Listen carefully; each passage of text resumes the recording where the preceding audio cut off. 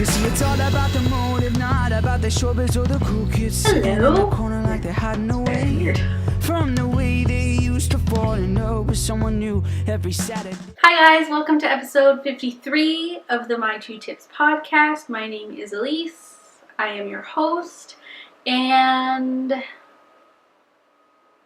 I guess let's go over where you can find me on social media. I don't know if these things sound bizarre to say, but yay. So if you would like to follow my adventures or posts over on Ravelry, you can find me as E. Garnier. If you want to follow those same kind of shenanigans over on Instagram, you can find me as E_Garnier. And for the podcast, we also have a group on Ravelry under the groups tab as the My Two Tips podcast group.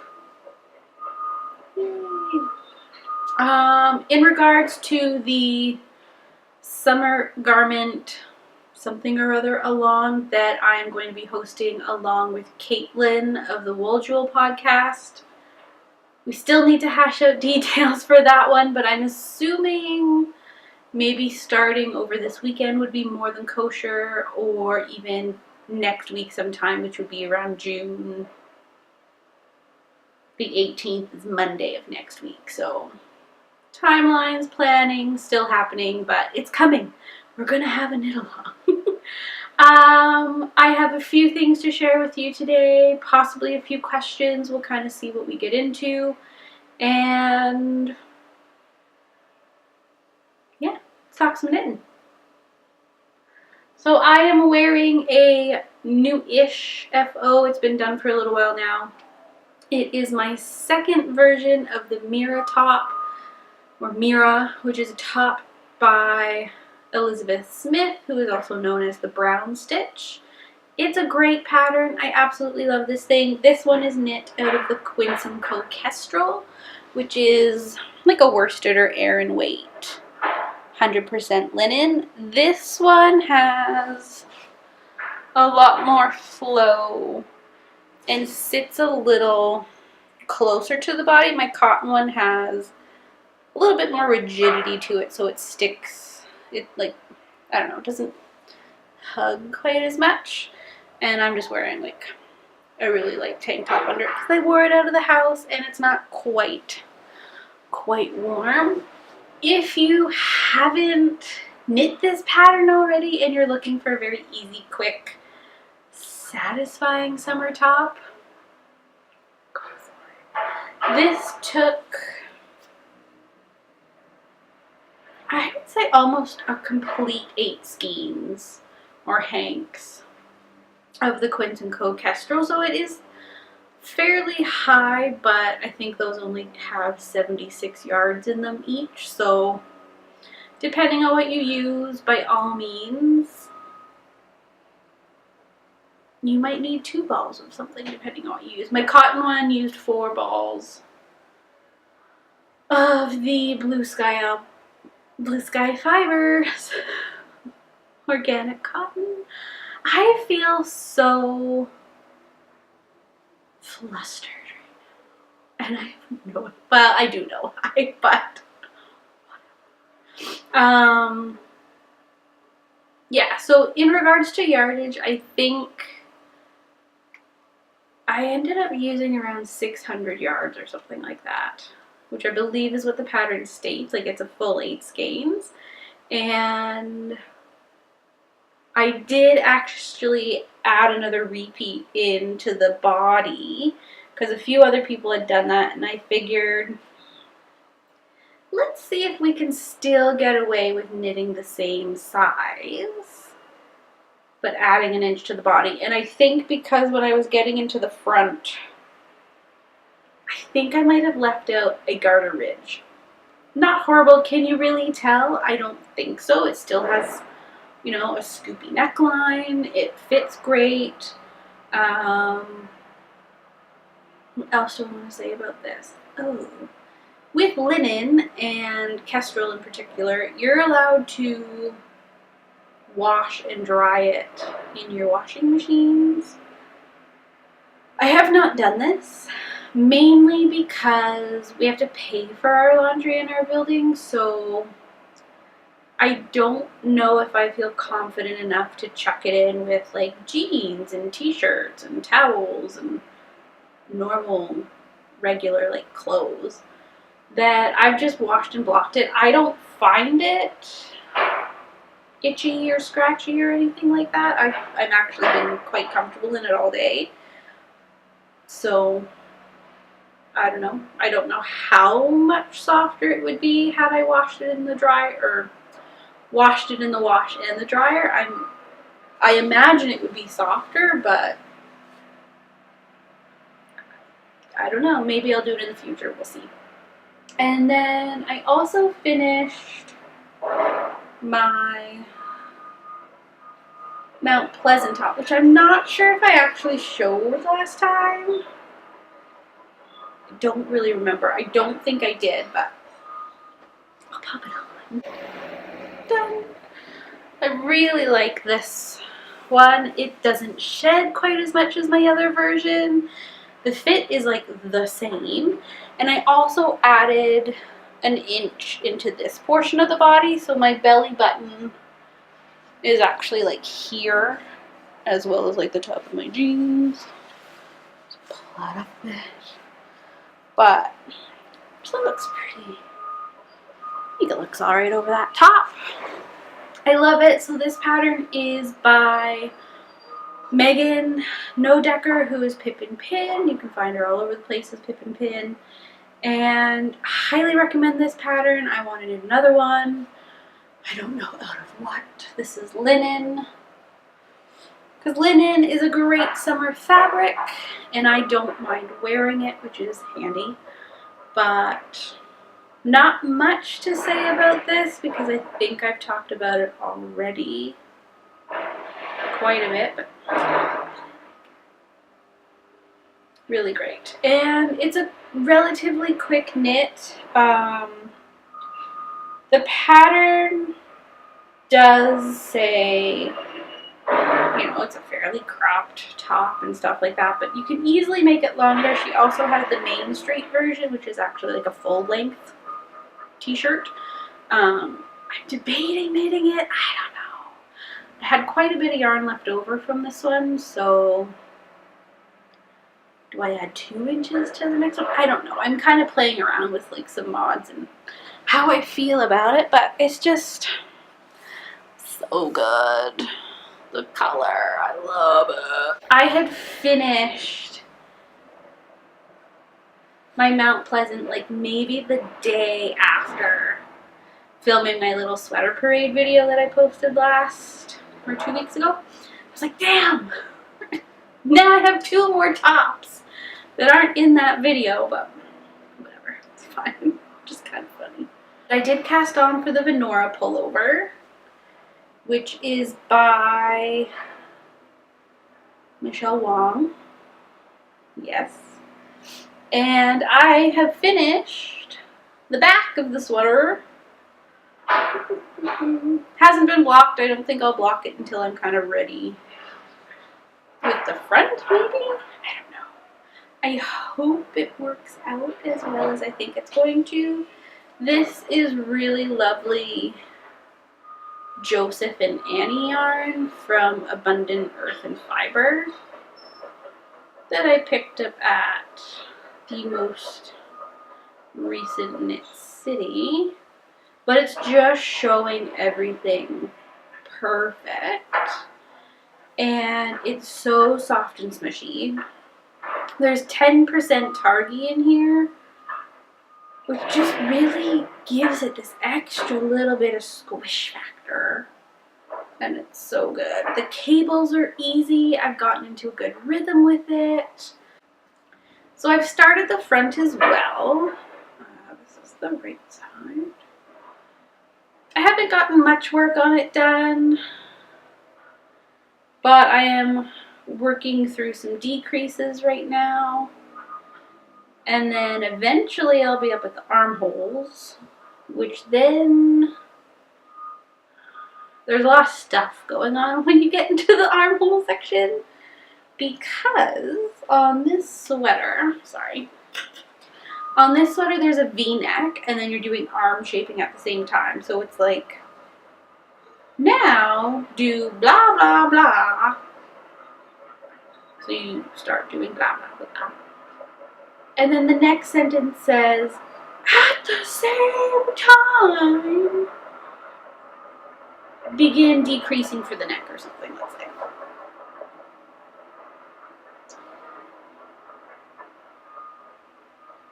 I'm not sure if I want to tackle that many steps as like travel knitting.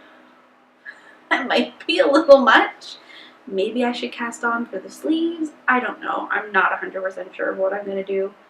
But I'm really loving working on that garment, and I think it's going to turn out really good. I hope it does. And that's kind of it. So I have a bit of a conundrum. I don't know what to take for travel knitting. I need something badly to take with me. I have 2 pairs of socks on the needles that I could care less about right now. I don't want to force myself to take them and just not want to knit. I could pull out my crochet granny stripe blanket, but then I have to figure out like minis to take with it or find some scraps kicking around. So I dyed up some yarn the other day. I posted one of them on Instagram. Well, one of the dye jobs. So I posted these guys onto my feed the other day. Now they're showing up pretty just dark on here. I don't think they're quite that dark in real life, and there's definitely some tones to them. Oh, maybe there. But I was trying to dye some black yarn because I'm obsessed, and I think I need like a garment in black. So I'm potentially thinking the Iris like shrug cardigan kind of thing by Melody Hoffman, who is Bee Mandarines. I just don't know if this is the right base. So this yarn is an 80-20 wool and nylon blend. I don't think it's anything overly drapey. That piece I think needs some drape to it. So I just don't know. I could swatch and then maybe I would know more, but I don't know. Don't know. But I have 3. And I dye them all at the same time. And they've really grown on me. Like when I first pulled them out of the pot, there's quite a bit of blue tones coming out in a few spots, which maybe the black dye I have has slightly more blue tones to it. I don't really know. But I am loving them. And they look super, super dark on camera, so that's fantastic. I just don't know. And then I dyed up 2 more skeins. And these are pretty freaking bright. So one of the dyes I wanted to use, I picked up a while ago, and it's a peach dye by Jacquard. When I put it in the pot, it just didn't look, it did not look like it was coming through at all. So I added more. And then I wanted a little bit more like potential yellowy golden tones, and I ended up with this. Oh my god.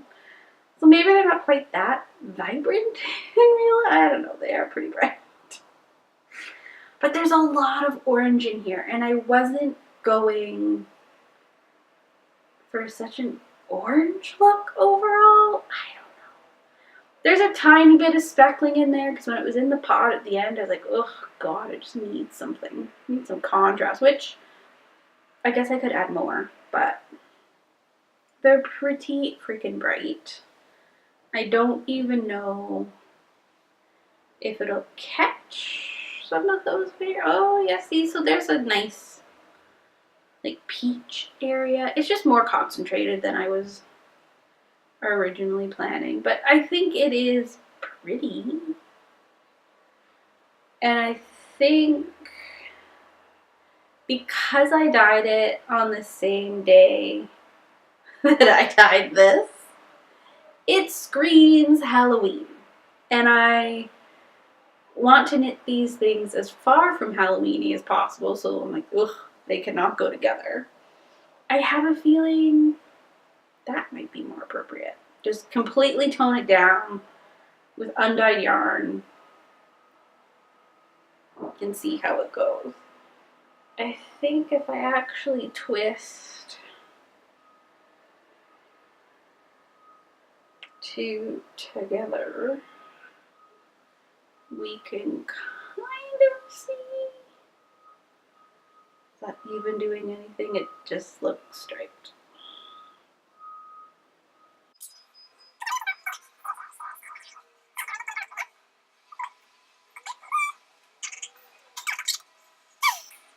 Now they're just striped together. So does it really tone it down? I don't know, but maybe you can see a little bit more of like the tones in there now. I don't know. I'm thinking it has to be brioche together, because then you'll get to see both to some extent, but it just won't be 100% this like vibrant pinky orange. What happens if I just like spread them out together? Like, that's way better. Just white. I don't know. Oh, this is so silly. But might be slightly more. Like, that's kind of better. Tones it down, I guess. Ugh, I just don't know. Or I could, no, if I go into a yellow, like this undyed yarn that I have is fairly like a warm white, I would say. It's not pure white. So there's some warmth in here. I just don't know. Any suggestions? Do I do the square shaped sizzle pop with these? Do I speckle these with some dye? I just don't know. I have no idea what to take with me. I don't think I want to take socks because I don't want to knit socks. So if I only take socks, I'm just not going to be very happy, and I'm not going to want to knit, which I always want to knit. So I don't know. Do you guys have any like favorite things you're working on right now? I just don't know. I really would appreciate some suggestions, some favorite patterns you've been working on, or what you think I might enjoy working on. Because I just don't know. And how this isn't going so well. I think I have it over twisted. I can't even make sense of what's going on here. What is going on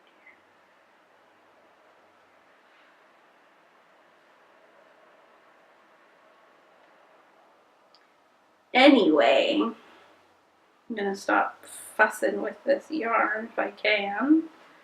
Put it down for a second.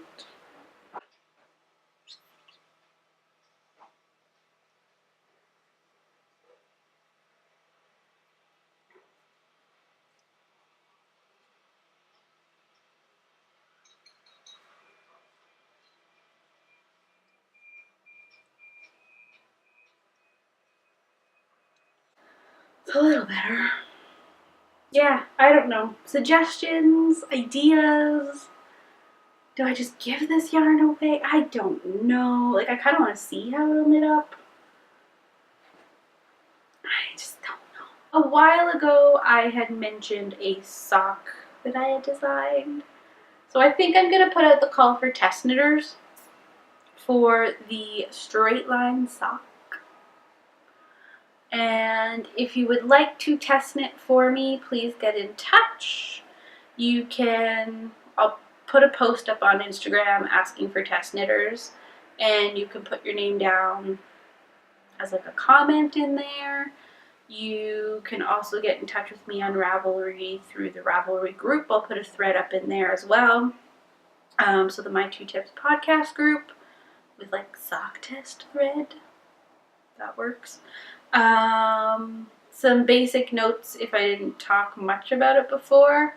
So it's a cuff down sock. There is a twisted 1x1 rib and then 2 panels going down the front of the leg and the foot of the sock that involve twisted stitches. Eye of partridge heel flap and gusset construction, and a rounded toe.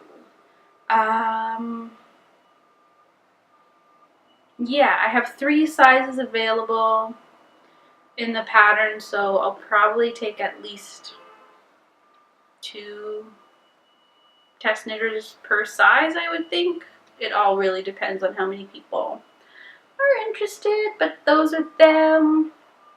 I used a 80-20 base sock yarn, and anything would work. I think it could work with self-striping. I think it could work with like speckly totals. Really whatever you want, I think. I don't know if like a super crazy variegated would work. I think it would. It's a pretty basic sock. Like, it's pretty like, I don't know. I think it would work in a lot of things. That's what testing can be for. So get in touch with me if you are interested in testing. It'll be probably a pretty chill, relaxed knit and test. I would think as long as you knit 1 sock and we get everything kind of hashed out, we could probably have it to go mid-July, so about a month, maybe a little longer. But let me know if you would like to test knit that via however you would like to get in touch with me. And I think that's it for me today. I literally feel so discombobulated and just a mess. So I think I'm going to go into my stash, see if anything inspires me. Feel free to also leave me suggestions for what you think pattern-wise I should take with me or projects in general. I don't know if like a fully textured and cabled sweater is quite the thing to take with me. I don't know. It might be the only thing I take with me. We will see what happens. But I think I'm going to cut myself off there for today. I will see you again maybe within a week or 2 weeks. We'll kind of see what happens. And look out for more details into our summer garment cow, because details should be coming out soon for that. So, toodaloo. I will see you in the not so distant future.